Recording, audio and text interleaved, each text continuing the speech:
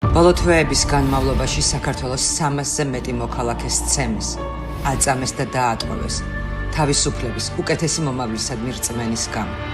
სპეციალური საგამოძიებო სამსახური, სახელმწიფო უსაფრთხოების სამსახური არა მხოლოდ უმოქმედო, არამედ თანამზრახველია საქართველოს დამოუკიდებლობის დაკარგვის სპეცოპერაციაში.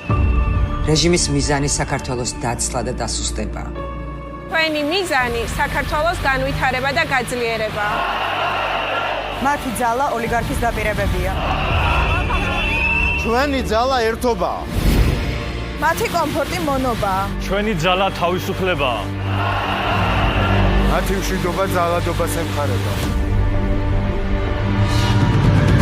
ჩვენი ძალისა და ღონის მიმცემი მოძრაობაა.